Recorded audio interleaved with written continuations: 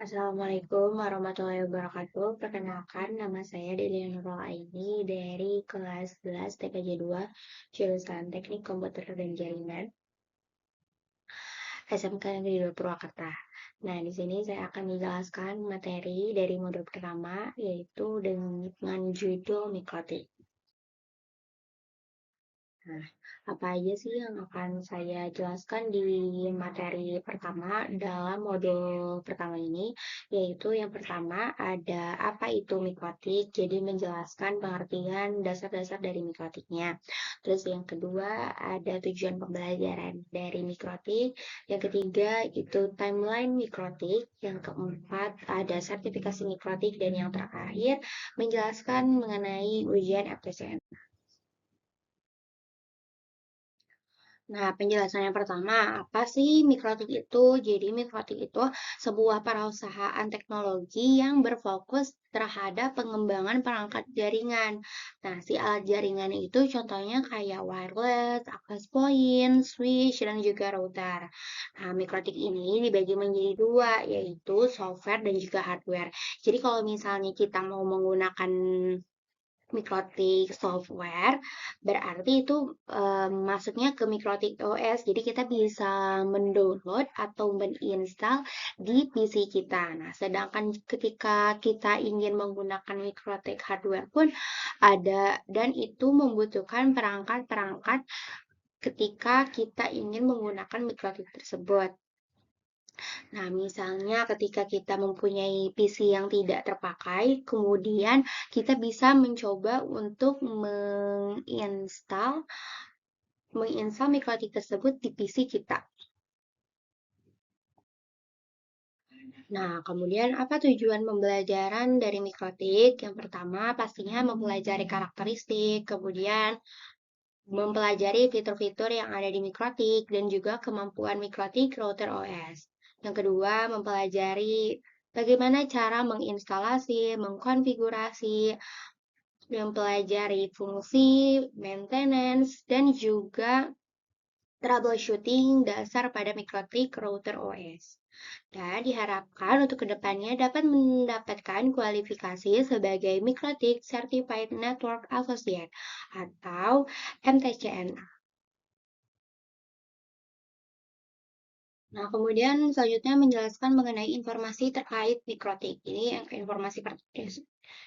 informasi utamanya itu lokasinya mikrotik itu ada di awal mulanya atau didirikannya di Riga atau Latvia, Eropa Utara. Nah, untuk moto mikrotik itu sendiri yaitu routing the world. Apa sih routing the world itu? Jadi ingin mengkoneksikan suatu dunia dengan perangkat jaringan gitu. Adapun jika kita ingin mengunjungi website resminya, kita bisa melihat di mikrotik.com.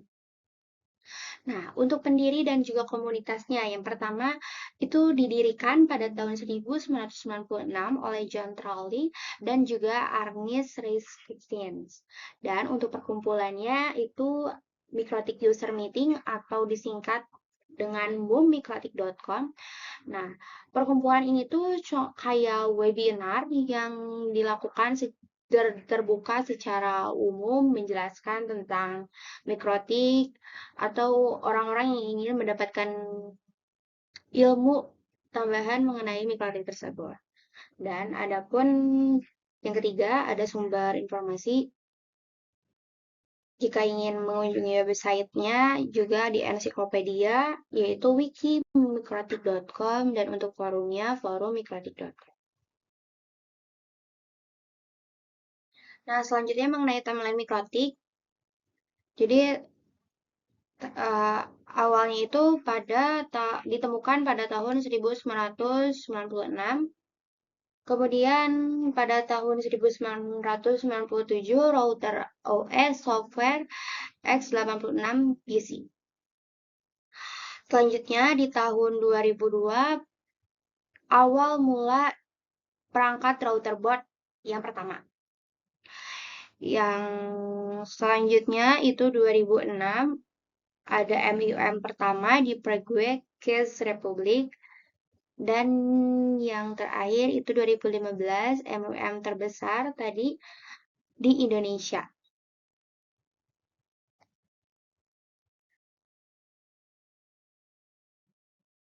Nah, selanjutnya mengenai program sertifikasi pada Mikrotik. Jadi, apa sih sertifikasi dalam Mikrotik itu? Jadi, sertifikasi resmi ini digunakan untuk membuktikan kemampuan diri kita terhadap teknis dalam jaringan tersebut.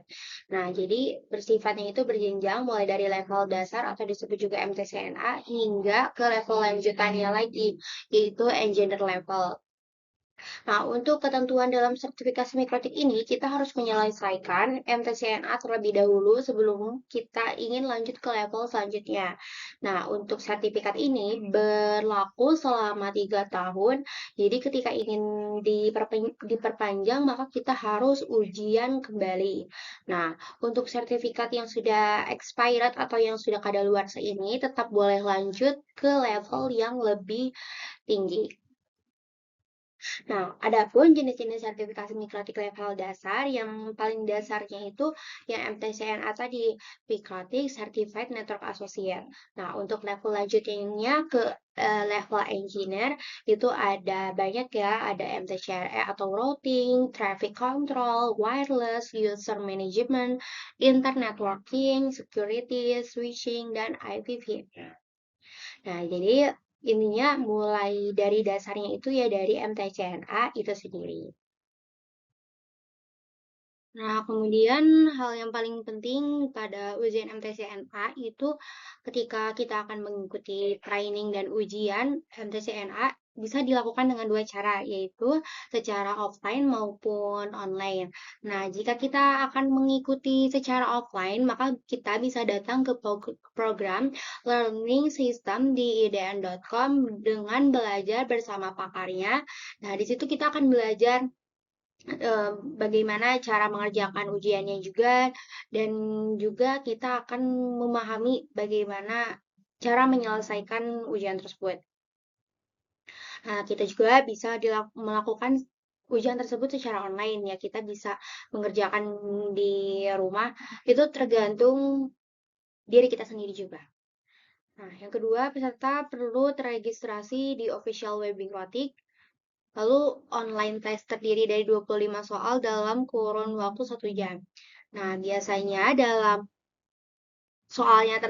dalam jenis soalnya tersebut, ada yang pilihan ganda, single, multiple, true or false.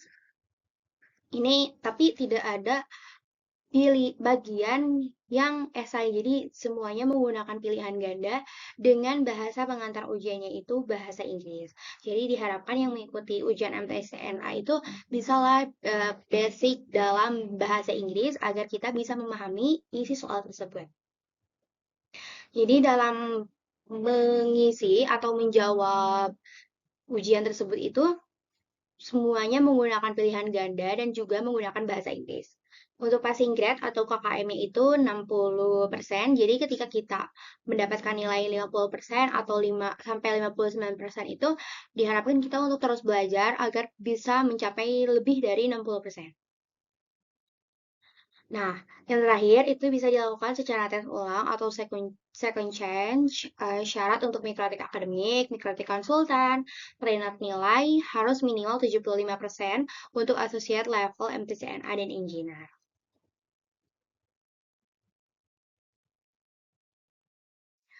Terima kasih teman-teman semuanya yang sudah menyimak dan juga memahami penjelasan saya di modul pertama mengenai mikrotik ini. Mohon maaf jika dalam penjelasan saya ada perkataan atau kalimat yang kurang dipahami.